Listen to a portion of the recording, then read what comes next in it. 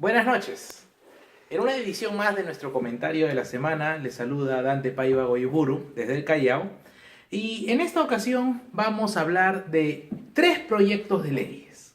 Pero no se preocupen, no va a ser larga la sesión, porque los 3 proyectos de ley hablan de lo mismo.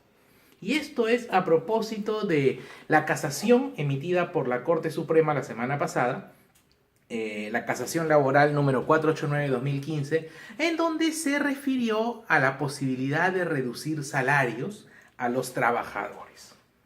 Sobre el particular, hay 3 proyectos de ley que se han presentado y los 3 proyectos de ley se orientan a prohibir dicha práctica. El primer proyecto que se presentó fue el día 23 de septiembre último por parte de la célula parlamentaria aprista. El número del proyecto de ley, por si lo quieren revisar en internet, es el número 286-2016, presentada por dicha célula parlamentaria, titulado como Ley que prohíbe la reducción de la remuneración del trabajador por parte del empleador. Sin embargo, hemos leído dicho proyecto de ley y nuestros comentarios no son auspiciosos. No se entienda que estamos en contra de los derechos del trabajador, por el contrario, en nuestra opinión vamos a expresar lo que consideramos al respecto. No obstante, para una bancada que ha estado todo el siglo XX casi en el Parlamento y hasta en el siglo XXI se aferra a perderlo, para una bancada que tuvo entre sus filas al ilustre Luis Alberto Sánchez, 3 veces rector de la Universidad de San Marcos, el proyecto de ley que mencionamos es simplemente pobre e insuficiente. Si revisamos el proyecto de ley y la exposición de motivos, es un resumen de las leyes vigentes en el Perú. Nada más. No hacen mención a la Declaración Universal de los Derechos Humanos, ni siquiera refieren a los instrumentos internacionales impulsados por la OIT. ¿Qué diría Luis Alberto Sánchez si estuviera vivo en estos momentos? Tal vez a lo único que animaría es: disciplina, compañeros, ¿qué pasó? Tanta experiencia en el Parlamento y presentan un proyecto de ley de una sola página. Y eso, lastimosamente, tenemos que ser enfáticos, porque se busca que el Parlamento trabaje y prevea que sus proyectos de ley, que más adelante se concreten en normas a favor del país, no sean pues revocadas por inconstitucionalidad. Ese proyecto de ley ni siquiera ha tenido en cuenta la casación laboral que se ha emitido, o más aún, para ser más pertinentes, la sentencia emitida por el Tribunal Constitucional publicada el 18 de mayo del 2014 sobre el expediente 20-2012, proceso de inconstitucionalidad a propósito de la ley de la carrera pública magisterial. ¿Qué ha dicho el Tribunal Constitucional en esa sentencia? Que la reducción de remuneraciones no es propiamente inconstitucional. Entonces, no estamos descubriendo la pólvora, pero este proyecto ni siquiera señala algún análisis, alguna alternativa sobre lo que ya el TC ha dicho que es válido realizar.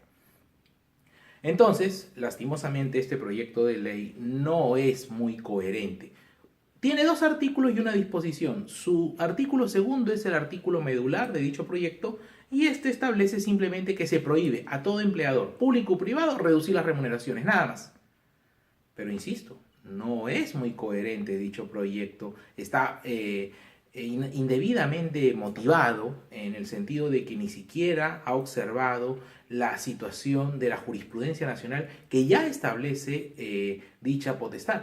E incluso las mismas normas, tanto el texto único ordenado del decreto legislativo 728 hace referencia a la reducción de los salarios. Y por otro lado también la ley 9463, una ley del año 41 que aún se mantiene vigente. Bien, entonces, más aún ahora, ¿cuál es el otro proyecto de ley que se vincula con esto? El proyecto de ley presentado por la bancada del Frente Amplio, contenido en el o numerado como 326-2016. Este proyecto de ley, presentado por el Frente Amplio, pero por un congresista en específico, Justiniano Apaz es el que aparece como el que encabeza dicha iniciativa, repite el proyecto de ley del Partido Aprista. Y lo pueden revisar con el número que les digo en internet. No obstante, ayer, 28, se ha presentado un proyecto de ley más.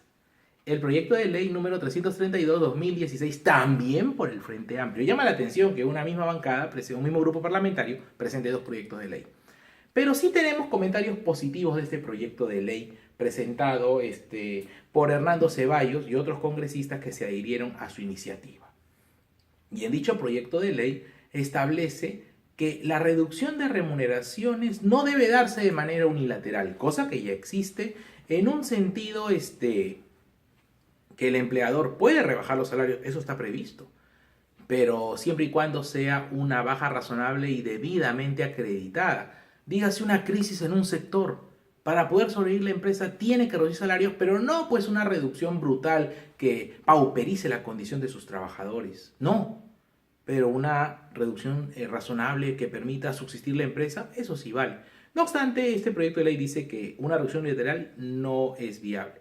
Sin embargo, sí es posible que el trabajador solicite ante el empleador, ante el pedido justamente de sus trabajadores de repente que se pueden dar, una reducción de sus salarios, un acuerdo para bajar los sueldos.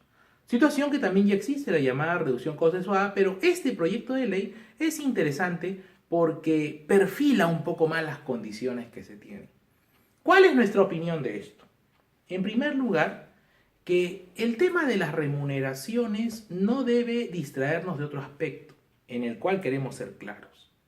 No es viable y adecuado que aún en el siglo XXI haya una explotación brutal, que se aprovechen del salario que merece un trabajador y a costilla de ello algunos malos empresarios quieran enriquecerse sin trabajar. ¿Y por qué reseñamos esto? Porque las tendencias adecuadas en el siglo XXI nos dicen que el mayor recurso, que eso es un hecho que se manifiesta desde hace varios siglos, está en el trabajo y el aporte de los colaboradores a una empresa, a una industria o a un sector. Y por el contrario, perjudicarlos a estos con un inadecuado salario no hace bien a la economía de dicha empresa e incluso la economía del país. Para reflexionar sobre ello, me permito leer textualmente una cita que encontré. Cierto es que para establecer la medida del salario con justicia hay que considerar muchas razones, pero generalmente tengan presente los ricos y los patronos que oprimir para su lucro a los necesitados y a los desvalidos y buscar su ganancia en la pobreza ajena no lo permiten ni las leyes divinas ni las leyes humanas. Y defraudar a alguien en el salario debido es un gran crimen, que llama a voces las iras vengadoras del cielo.